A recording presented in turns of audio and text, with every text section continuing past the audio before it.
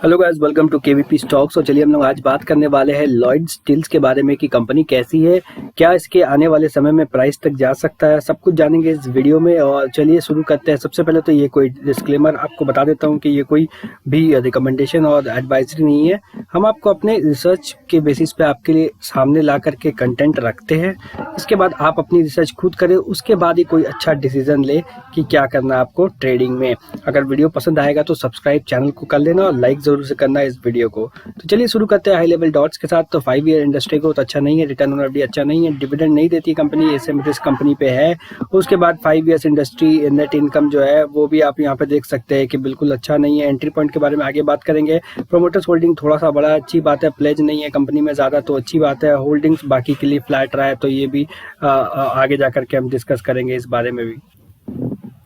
आगे आप कंपनी के रीजंस की बात की जाए तो जैसे देख सकते हैं पिछले क्वार्टर में कंपनी को थोड़ा नेट लॉस हुआ था। उसके बाद कंपनी जो है वो धीरे धीरे अपनी काम को बढ़ा रही है। और यहाँ पे वॉल्यूम जैसे कि आप देख सकते हैं गाइस, वॉल्यूम हमें देखने को मिला था कुछ समय से यहाँ पे अच्छा खासा। उस वजह से मैंने स्टॉक को चूज भी किया ताकि लोग फंसे नहीं ऐसे स्टॉक में। बस मेरी यही एक क्या बोलते हैं उसको अटेम्प्ट होती है कि लोग फंसे नहीं। तो चार्ट ओवरव्यू ओवरऑल देखे तो अपना हाई पे ट्रेड कर रहा है कंपनी। अब बिल्कुल इतने सालों से कंपनी आई थी बट अब जाकर के एक पीक पकड़ा है कंपनी। तो कंपनी क्या ये पीक डिजर्व करती है, इस बारे में भी डिस्कस करेंगे। मार्केट कैपिटल 1276 का है, यहाँ पे 1276 का है। यहाँ पे आरओसी 1.29, आरओई 0.44, फेस वैल्यू ₹1 का ये स्टॉक है। तो चलिए एनालिसिस पे चलते।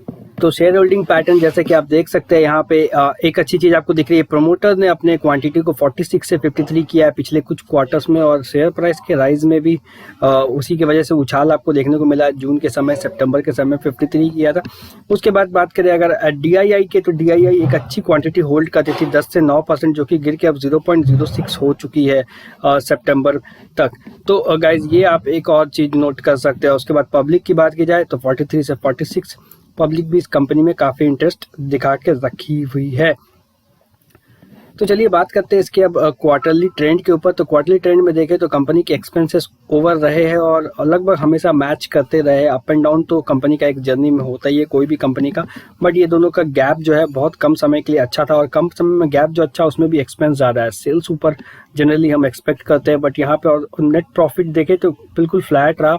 थोड़ा यहाँ पे उठता हुआ जरूर से दिखा आपको, बट ओवरऑल अगर देखें तो ज़्यादा कुछ चेंजेस नहीं दिखा है कंपनी में। ऐसा कुछ चेंजेस नहीं दिखा है पिछले कुछ क्वार्टर्स में कि हम बोले कि नहीं कंपनी अब प्राइस एक्शन में बहुत ऊपर जाएगी कंपनी, वैसा कुछ मुझे नहीं दिखा। चलिए स्टार्ट में भी नंबर्स में भी देख लेते तो आपको एक क्लियर हो जाएगा कि दिसंबर 18 35 करोड़ का सेल किया था। उसके बाद मैक्सिमम आप दिसंबर 19 में आप देख सकते हैं यहाँ पे सेल्स 42 का हुआ था। उसके बाद से आप जून और सितंबर देख ले, अगर ये दोनों क्वार्टर भी आप देख ले तो बिल्कुल सेल्स खत्म हो रहा है कंपनी का, बहुत कम हो गया है। एक्सपेंसेस तो हालांकि कम है ये, बट सेल्स आपको बहुत गिरावट हुआ। और जिस समय पे कंपनी 2019 के आसपास ट्रेड कर रही, 2019 के आसपास ट्रेड कर रही थी और 2018 के क्वार्टर की बात की जाए तो वो प्राइस उस समय होना चाहिए था जो प्राइस अभी है। लेकिन अब ये प्राइस क्यों बढ़ रहा है यही जानने की कोशिश कर रहे हैं हम इस वीडियो में।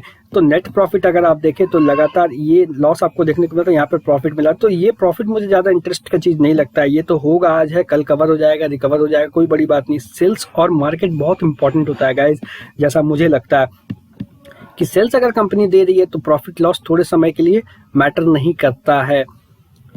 ईयरली ट्रेंड पे देखें तो 2015 के बाद से कंपनी बिल्कुल डाउनफॉल में देखा आपको। उसके बाद से बिल्कुल स्टैग्नेंट ऊपर नीचे होती गई। और मार्च में यहाँ पे तो लॉकडाउन के समय था, डेफिनेटली यहाँ पे एक डाउनफॉल बनता भी है। लेकिन आप मार्च 22 के जब अगर दो क्वार्टर को हम जोड़ते हैं, जैसे कि हमने अपने दो क्वार्टर को जोड़ा है, तो उसके बाद ये जुड़ करके इस वैल्यू पे आया, जो कि हम नंबर्स में भी देखेंगे। फिलहाल आप यही देख सकते हैं कि अगर ये डबल भी होता है तो कंपेयर टू पिछले फाइनेंशियल ईयर ये कम होने वाला है। तो ये एक खतरा हो सकता है कंपनी के लिए। ईयरली रिजल्ट्स की बात की जाए तो सेल्स आप देखें मार्च 2015 में 510 का सेल करती थी। उसके बाद मार्च 2020 जो कि कोविड के पहले वाले ईयर के बारे में बात की जाए तो 114 की थी। तो ओवरऑल अगर देखें मार्च के बाद तो गिरा ही है, लेकिन इस समय के पीरियड में आप समझ लो कि सेल्स आगे पीछे होता रहा, कोई बड़ी बात नहीं। और यहाँ पे नेट प्रॉफिट भी अगर आप देखें तो आगे पीछे होता रहा। यहाँ पे आपको एक अच्छा प्रॉफिट 2019 में देखने को मिला था। इस समय अगर प्राइस कुछ एक्शन होता है, इस समय की प्राइस अगर आप देखें तो इसका प्राइस इस समय 40-50 पैसे का था गाइज। आप बिलीव करोगे, जब ये कंपनी इतना अच्छा सेल्स दे रही थी, सेल्स भी दे रही है और प्रॉफिट भी निकाल के दे रही, इस समय कंपनी का प्राइस 0.40 पैसा था और अब कंपनी का प्राइस आप देख लो इतना हाई हो चुका है, जबकि इस कंपैरेटिवली इसके सेल्स के मुकाबले यहाँ के सेल्स आप नंबर्स में नहीं दिख रहे आपको। ओके, और मार्च के अभी 2 महीने का अगर 2 क्वार्टर का अगर जोड़े तो बिल्कुल नहीं के बराबर है। तो ये जो अपराइज हो रहा है ये मेरे हिसाब से बहुत गलत हो रहा है, क्योंकि अब होता है ऑपरेटर्स आपके साथ गेम खेलते हैं, आपको लग रहा है कि यहाँ पे गया प्राइस, उसके बाद नीचे आया, जैसे ही यहाँ से लोअर सर्किट टूटने के बाद फिर से कुछ बाइंग आता, आपको लगता है नहीं अब बढ़ेगा ऊपर जाने के लिए। तो यार ये प्रॉब्लम ये होता है कि आप फंसते हो या तो कोई और फंसता है, और किस्मत खराब है तो आप यहाँ पे फंस जाओगे। कोई बड़ा बात नहीं है, कभी भी ऑपरेटर्स किसी को भी कहीं पे भी फंसा सकता है। तो ऑपरेटर्स को भी ज़्यादा मार्जिन चाहिए अपना पैसा, वो तो अपना पैसा कमा के निकलेंगे। उसको अगर यहाँ से यहाँ में मान लीजिए 10,000, 10 लाख, 10 करोड़ का प्रॉफिट हो रहा है, यहाँ से यहाँ उसको 80 करोड़ का प्रॉफिट हो रहा है, क्यों ना वो यहाँ पे एग्जिट करेगा। यहाँ पे क्यों करेगा? क्योंकि हम और आप तो बेवकूफ़ बैठे हुए हैं। तो ये सब चीज़ आप ध्यान से देखें भाई। ऐसे लाइबिलिटीज अगर कंपनी की देखी तो बोरोविंग्स कंपनी की बढ़ी है कुछ समय के बाद, ओके, लेकिन बिल्कुल नहीं के बराबर है। लेकिन टोटल लाइबिलिटीज अगर देखें कंपनी की, एक अच्छी बात है, जब मार्च 2019 में अपने पीक पे था तब उसके पास एक हेवी अमाउंट ऑफ डेप्थ था।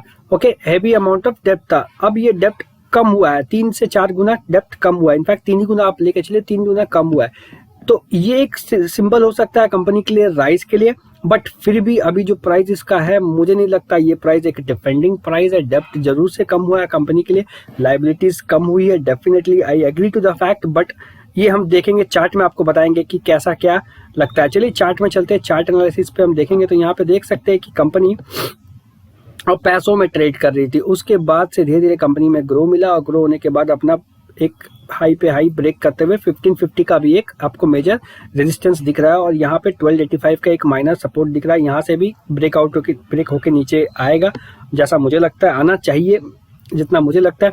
और अभी फिलहाल के लिए जो कंपनी के सेल्स को कंपेयर किया जाए तो उसका प्राइस वापस से मुझे 4 से 5 रुपए के आसपास ही, 6 रुपए के आसपास ही ट्रेड करता हुआ दिखना चाहिए। ये मेरा अपना एनालिसिस है, जो मुझे लगता है इतना ही प्राइस इस कंपनी की फिलहाल के लिए औकात है। अच्छी जाके कंपनी 1000 रुपये चल जाए, आई डोंट केयर।